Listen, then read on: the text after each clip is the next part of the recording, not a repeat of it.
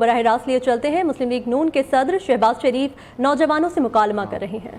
ہمبل contribution عرفہ کریم tower میں پاکستان کی پہلی آئی ٹی یونیورسٹی 2012 میں مارز وجود میں آئی، اور یہ وہ شعبہ ہے جہاں پر ہماری یوتھ ماشاءاللہ بہت ٹیلنٹڈ ہے، بڑا آپ میں جذبہ ہے، مگر اس میں بھی again because of policy failures, lack of proper support, incentives، یا جو بھی کہہ لیں آپ، اس میں آج دیکھیں کہ ہماری جو آئی ٹی کی ایکسپورٹس ہیں وہ تقریباً $2.5 بلین کی، شاید لگ بھگ $2.5 بلین، شاید 3 ہوگی۔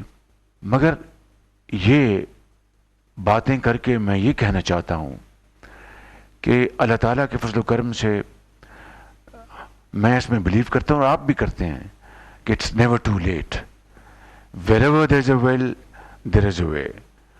تو میں سمجھتا ہوں کہ یہ وہ میدان ہے جس میں ہمیں اپنی نوجوان نسل کو جتنا بھی ہم ان کے اوپر خرچہ کریں، and this is not expenditure, this is investment on our youth.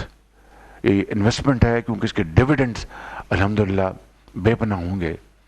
تو میں سمجھتا ہوں کہ آئی ٹی اور I T lead export growth, اور اس میں آپ میسیولی کنٹریبیوٹ کر سکتے ہیں، اور یہ وہ ایریا ہے جس میں چاہتا ہوں کہ میں آج آپ سے میں سنوں، غور سے اپنا کان لگاؤں اور آپ کی باتوں کو غور سے سنوں، نوٹ کروں، تاکہ آئندہ جب بھی 8 فروری کو الیکشنز ہیں، اس کے بعد کس کو اللہ تعالیٰ نے موقع دینا ہے وہ تو اللہ تعالیٰ کو پتہ ہے، لیکن 8 فروری کو اگر اس الیکشن کے نتیجے میں جو بھی گورنمنٹ آتی ہے تو اس کی جو پرائورٹی کیا ہوگی؟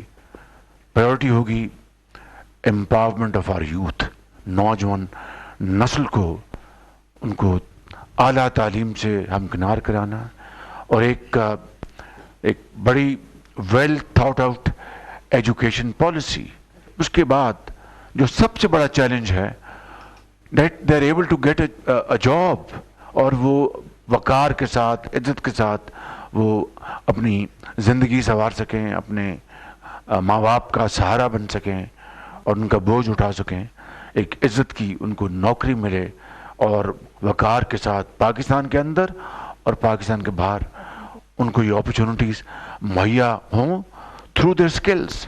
اسی طریقے سے آپ کھیل کے میدان کو لے لیں، اب بڑے بڑے ہمارے نوجوان بچے اور بچیاں، اب تو ماشاءاللہ بلہ بھی بہت گھما رہی ہیں اور بال بھی بہت اچھی کرتی ہیں ہماری بیٹیاں، they are playing very well, matches بھی جیت رہی ہیں۔ اس طرح یہ ہاکی کا میدان ہے ہمارا، بالکل ہم بہت پیچھے چلے گئے۔ اب کرکٹ میں جو ہماری اس وقت پوزیشن ہے وہ آپ جانتے ہیں، فٹ بال ہے، دوسرے ہماری جو سپورٹس ہیں، اس کے اندر بھی کم و بیش یہی صورتحال ہے کہ پراپر وہاں پر فالو اپ نہیں۔ ان بچوں اور بچیوں کو جو کہ بہت قابل ہیں، بڑا ٹیلنٹ ہے پنجاب، سندھ، بلوچستان، کے پی میں، اس ٹیلنٹ کو ہنٹ کرنے کے لیے کوئی میکنزم نہیں۔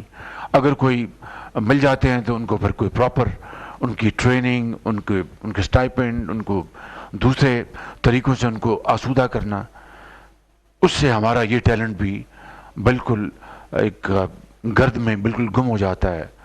تو میں اختصار کے ساتھ یہ کہنا چاہتا ہوں آج اس بہت شاندار مجلس میں کہ ہمیں یہ وہ ایشوز ہیں کہ کس طریقے سے ہم اپنے یوتھ کو، جس طرح میں نے شروع میں کہا کہ نہ ہمارے پاس تیل ہے نہ گیس، یوتھ ہمارا اثاثہ ہے، اسی کو اگر ہم نے ایک بہت شاندار طریقے سے ان کو ٹرین کر دیا، تعلیم دلوا دی، تو then there's nothing to worry۔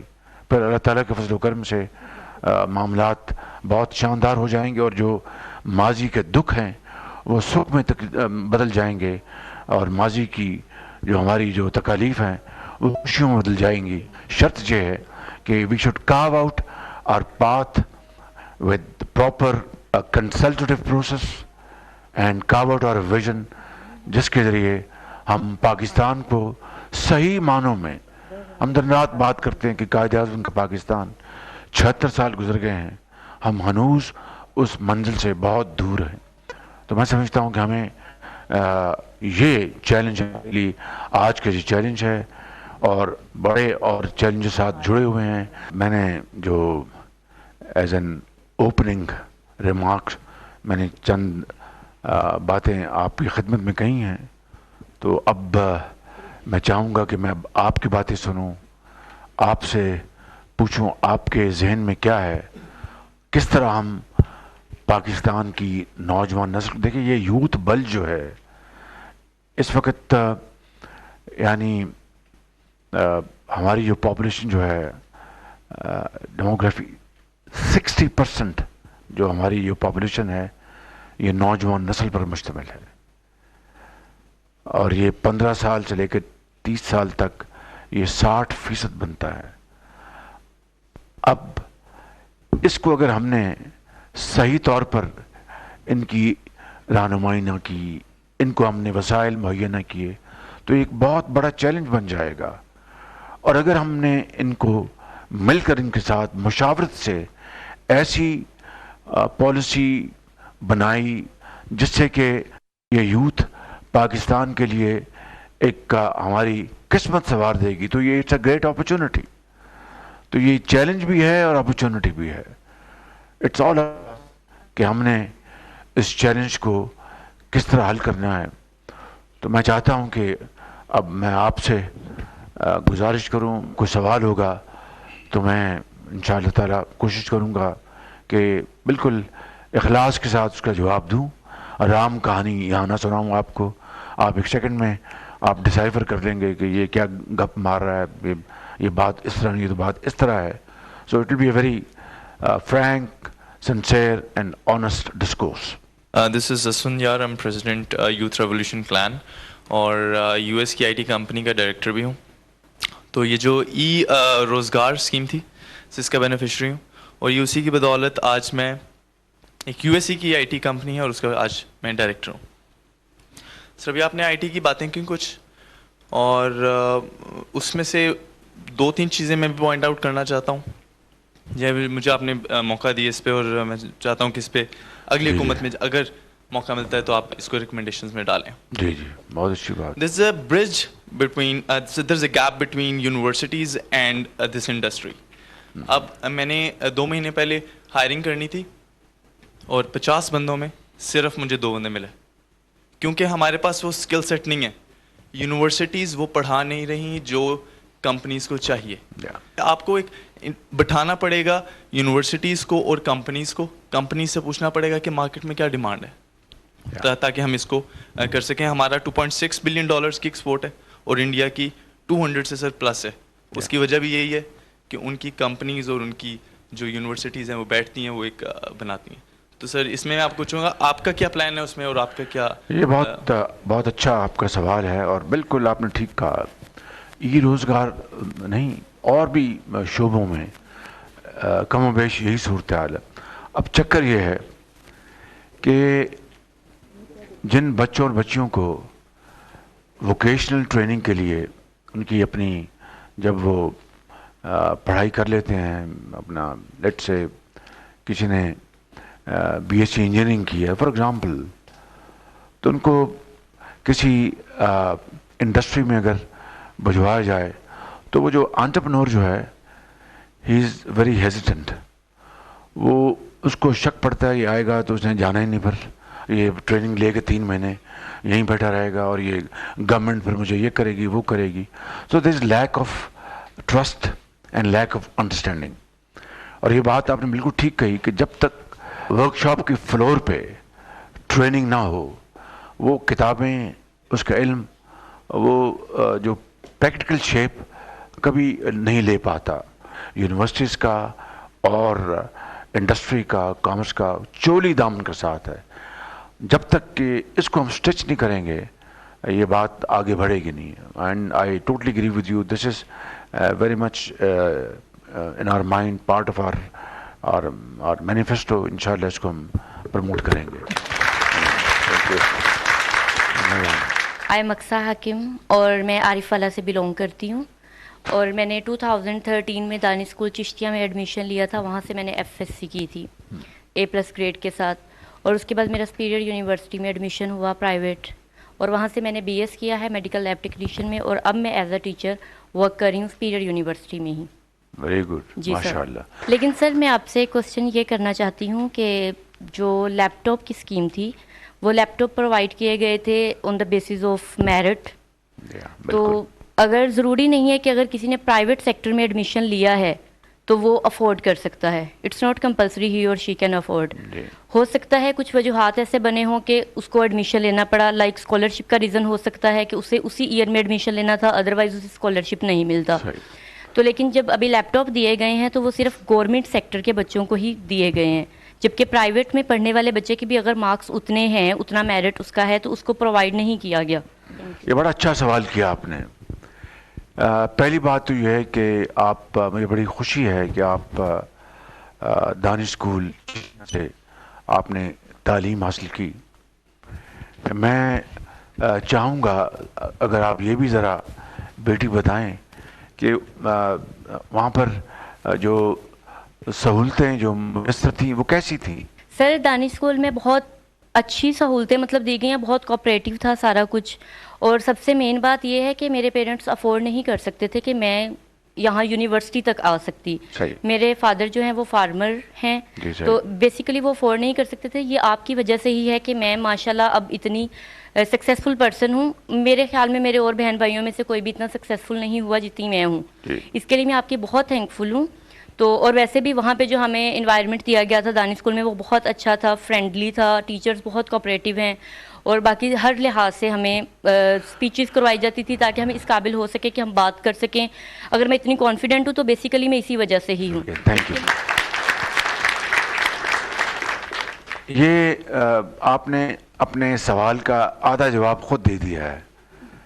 مثال کے طور پر بیٹی آپ نے کہا کہ آپ کی جو فائنینشیل مضبوط نہیں تھی اور آپ عام حالات میں تعلیم افورڈ نہیں کر سکتی تھیں بیکاز آپ کے والدین کے پاس وہ وسائل نہیں تھے.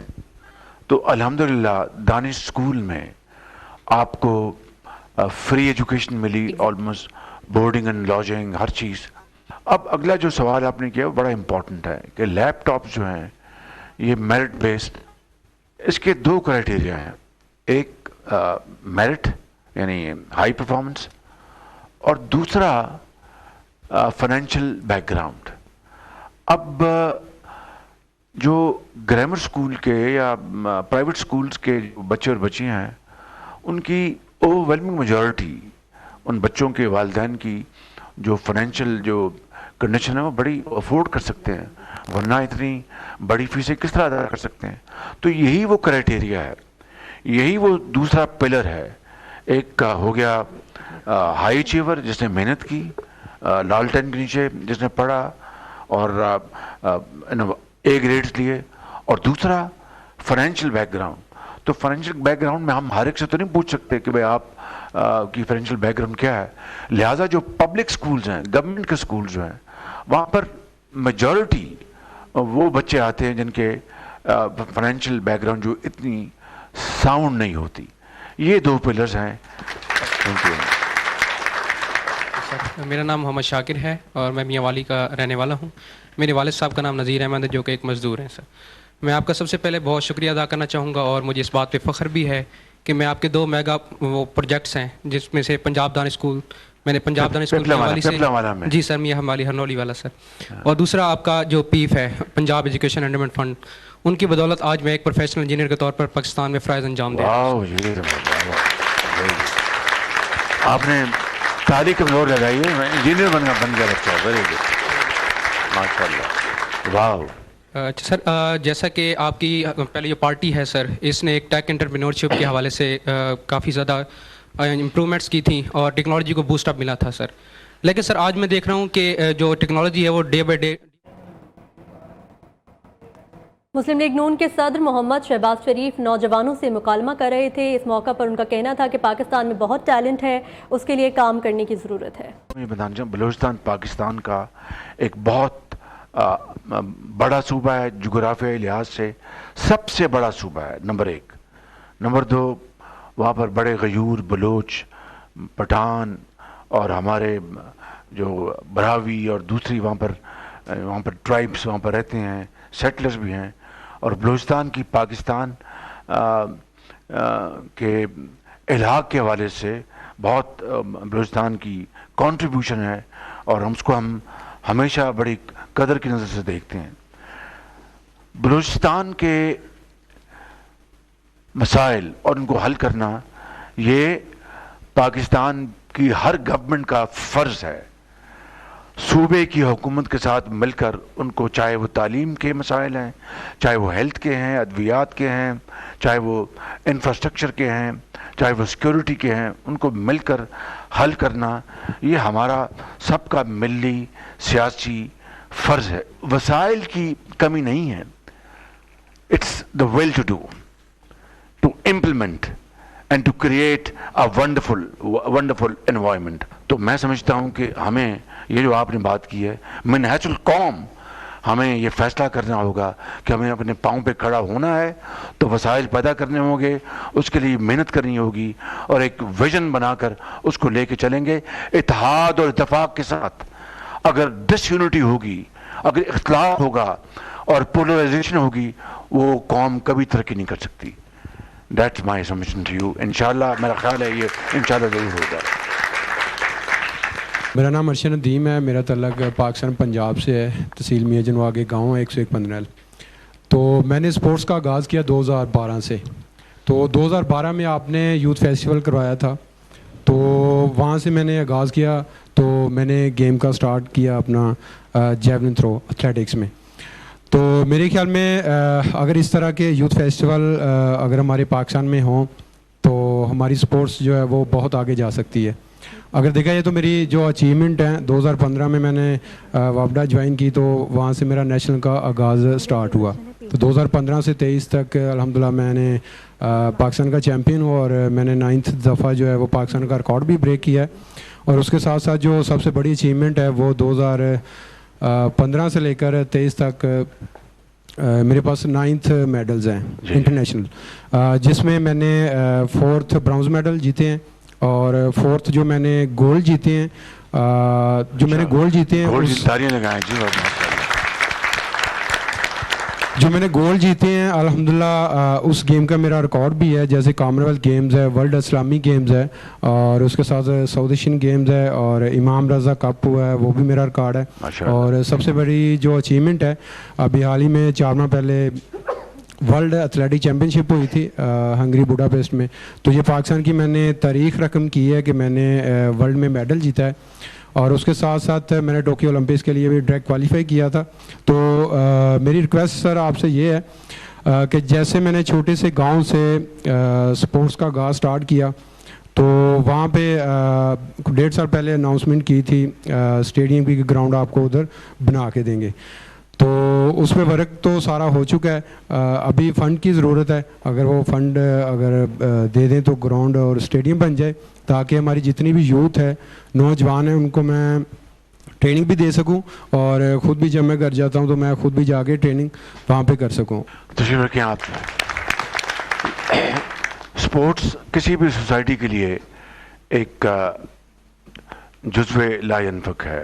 एक अगर कोई कौम, सोसाइटी हेल्दी तभी होती है कि वहाँ के नौजवान नस्ल, वहाँ पर नौजवान बच्चे बच्चियाँ वो हेल्दी हों, उनको अच्छी खुराक मिले, उनको खेल कूद के मौके मिलें और फिर वो अपना टैलेंट जो है, टैलेंट वो उसमें निखार आए। मियां नवाज शरीफ के दौर में हमने यहाँ पर, मुझे अच्छी तरह याद है कि वो ज़मीनें जहाँ पर कब्ज़ा हुआ था उनको खाली करा के वहाँ पर क्रिकेट ग्राउंड हमने बनाए, वहाँ पर हॉकी ग्राउंड बनाए और इस तरह यहाँ पर پورے جال بچھایا پنجاب میں اپنا جمنیزیمز کا, تاکہ محلوں میں بچوں کے لیے علیحدہ, بچوں کے لیے علیحدہ ہم نے پلان بنایا. وہ سب جب حکومت ختم ہوئی, جس طرح میں بتا رہا ہوں, اربوں روپے لگے ہوئے ادھورے ہیں, ان میں کچھ تھوڑی سی اماؤنٹس لگانی ہے, مکمل کرنا ہے.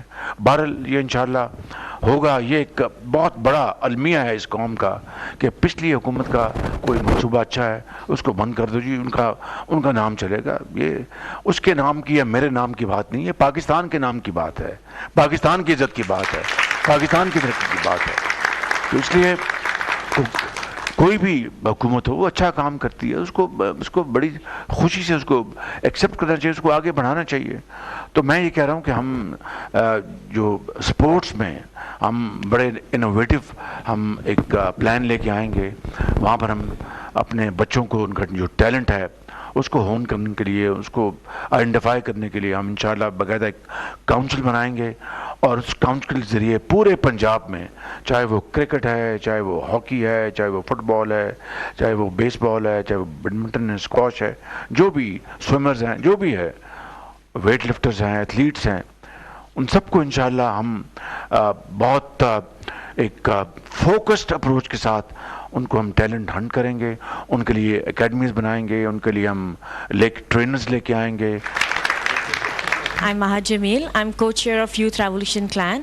میں آپ کے یوتھ انیشیٹو پروگرام کی بینیفیشری ہوں, جس کے through I have represent positive image of Pakistan in more than 12 countries. ماشاءاللہ.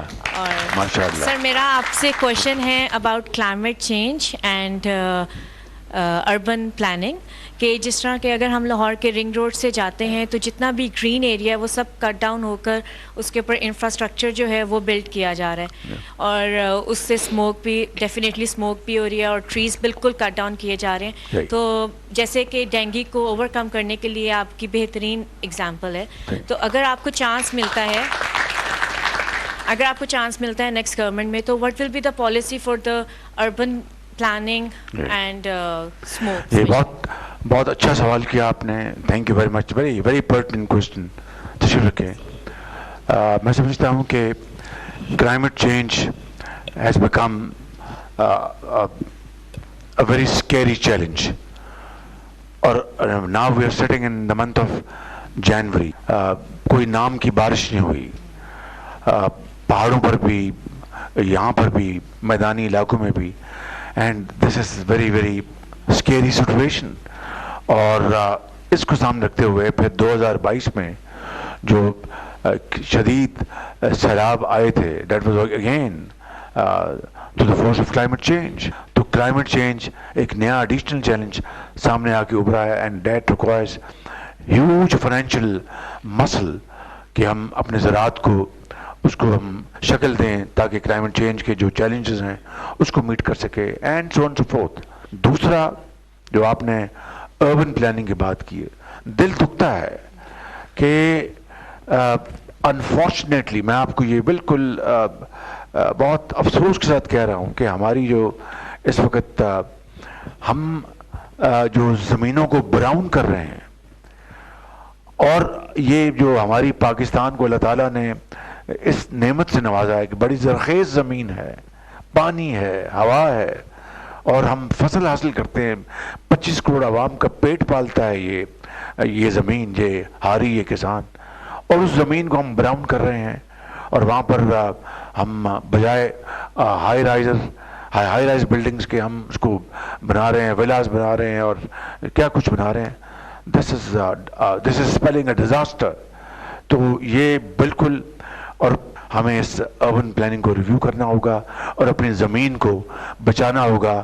اس کو ہم ہینڈز آن اس کو لیں گے, اور اس کا ہم انشاءاللہ ایک بڑا اچھا ہم قوم کے لیے سلوشن لے کے آئیں گے انشاءاللہ. میرا نام ڈاکٹر سعدیہ سلار ہے. I am representing Khawaja Sira society. It is a community led organization run by Ms Mahnoor Chaudhry. جو ہم ٹرانسجینڈر کمیونٹی کی ویلفیئر اور رائٹس پہ کام کر رہے ہوتے ہیں.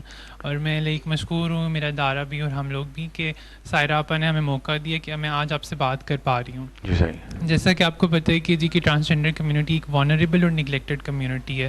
ہمارے لیے جو انیشیٹوز لیے جاتے ہیں نا, ایک تو وہ سسٹینیبل نہیں ہوتے, دوسرا یہ کہ وہ انکلوژن کے بجائے سیگریگیشن پیدا کر رہے ہوتے ہیں, صحیح. چاہے وہ آئی ڈی کارڈز ہوں یا چاہے وہ ٹرانسجینڈر اسکولز ہوں. میرا سوال آپ سے یہ کہ جو آپ کی ایگزسٹنگ انیشیٹوز ہیں اور انشاءاللہ جو آپ ٹرانسجینڈر کمیونٹی فوکسڈ انیشیٹوز لوگے, اس میں آپ سسٹینیبلٹی کو اور انکلوژن کو کس طرح پلاننگ اور امپلیمنٹیشن اسٹریٹجیز میں انشور کریں گے, کیونکہ because we really want to contribute to the economy. Sir thank you. بہت شکریہ, آپ تشریف رکھیں. مجھے خوشی ہوئی کہ ایک بہت پڑھے لکھے ٹرانسجینڈر سے یہاں پر ملاقات ہوئی اور آپ نے بڑی ایک سینسبل بات کی ہے. It should be inclusive and not exclusive.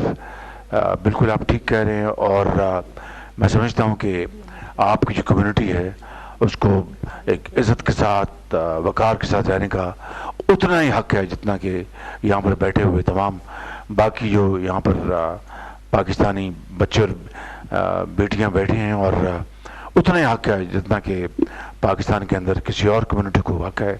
تو I want to assure you کہ آپ کی جو پروٹیکشن کے لیے, آپ کی جو کمیونٹی کو سپورٹ کرنے کے لیے, ان کو پروڈکٹیو چینلز میں ان کو چینلائز کرنے کے لیے, بالکل ہم نے ماضی میں بھی میاں نواز شریف صاحب نے ٹرانسجینڈر ہوں, ہندو کمیونٹی ہو, منورٹیز ہوں, انہوں نے ہمیشہ ان کے لیے بہت آگے بڑھ کر بطور ایک عظیم پاکستانی لیڈر کے انہوں نے ہمیشہ ان کے لیے اپرچونٹیز مہیا کی. And I want to assure you کہ انشاءاللہ آپ کا جو آپ کی ڈیمانڈ جو ہے, آپ کے جو کنسرن جو ہیں, ان کو انشاءاللہ ہم پوری طرح ایڈریس کریں گے, and so that you are able to contribute in nation building efforts along with all other Pakistanis. نام میرا سر ملک اسامہ حامد ہے اور میرا شرک پور شریف سے تعلق ہے. 2016 میں سر آپ ہی کے ایک پروجیکٹ چائنیز لینگویج اسکالرشپ کے تحت میں چائنا گیا اور وہاں پہ تعلیم حاصل کی. ہم ٹوٹل 500 اسٹوڈنٹ گئے تھے. جب پاکستان ہم واپس لوٹے تو ہمیں بھی بہت زیادہ امیدیں تھیں کہ ہم یہاں پہ پاکستان واپس آ کے ہم اپنے پاکستان کے ڈفرینٹ اداروں میں اب چائنا اور پاکستان کے جو بائلیٹرل ریلیشن ہیں ویسے بھی جو ریلیشن اس میں ایز اے برج کام کریں گے. لیکن جیسے ہی ہم پاکستان آئے یہاں پہ مینجمنٹ چینج ہو گئی تھی. اب ان کی وجہ سے نہ کہ نیو پروجیکٹس اور سٹارٹ ہوتے, جو کہ ایون پروجیکٹس چل بھی رہے تھے وہ بھی تاخیر کا شکار ہو گئے. اگر انشاءاللہ تعالیٰ اللہ تعالیٰ آپ کو موقع دے 2024 میں انشاءاللہ تعالیٰ اگر دوبارہ آپ کی PLMN کی حکومت آتی ہے تو آپ ایسی کیا اپنے فیوچر انیشیٹو پروگرامز میں اور اسپیشلی CPEC پروجیکٹ میں آپ ایسی کیا مثبت تبدیلیاں لے کے آئیں گے کہ جو ہم نے جو چائنیز اسکالرشپ اسٹوڈنٹس جو اپنی ہم نے ایک ٹیم بنائی وہ پاکستان کے ڈفرینٹ اداروں میں کام کر سکیں اور اپنی خدمات سر انجام دے سکیں اور پاکستان کی معاشی ترقی میں ہم اپنا کردار ادا کریں. میاں نواز شریف صاحب کی لیڈرشپ میں یہاں سے کوئی 600-700 500-600 بچے بھجوائے. جی سر, جی سر بالکل ٹھیک کہہ رہے ہیں. اور ان کو ہم نے وظائف دیے تاکہ وہ مینڈرین لینگویج چینی زبان وہ سیکھیں اور پھر وہاں پر جو ہائی اچیورز ہوں پھر وہ اپنا ماسٹرز بھی کریں اور دوسرے فیلڈ میں چلے جائیں اور وہ بھی میرٹ میں بھجوائے تاکہ زبان سیکھیں پھر واپس آئیں. CPEC میں وہ انٹرپریٹرز بن جائیں, ترجمان بنیں, اور اس طرح یہ قافلہ بڑھتا جائے گا. یہ تھا مقصد اور اس کے لیے میں سمجھتا ہوں کہ یہ بہت ایک اچھا انیشیٹو تھا. اب جو CPEC کا جو اگلا فیز ہے وہ یہی ہے کہ جوائنٹ کولیبریشن چینی پروونسز اور پاکستان کے پروونسز کے درمیان کراچی میں انڈسٹریل زون بنے, لاہور میں انڈسٹریل زون بنے, پشاور میں بنے, کوئٹہ میں بنے, فیصل آباد میں بنے, اور ان انڈسٹریل زون میں جوائنٹ انویسٹمنٹس ہوں, جوائنٹ وینچرز ہوں, Chinese investment, Chinese technology, Pakistani investment, اور وہ پھر اپنا وہاں پر پروڈکشن ہو اور وہ ہم ایکسپورٹ کریں ہائی کوالٹی. تو اسی طرح قوموں نے ترقی کا سفر طے کیا اور پاکستان چین کے ساتھ مل کر یہ طے کر سکتا ہے. میرا نام عائشہ صدیقہ ہے.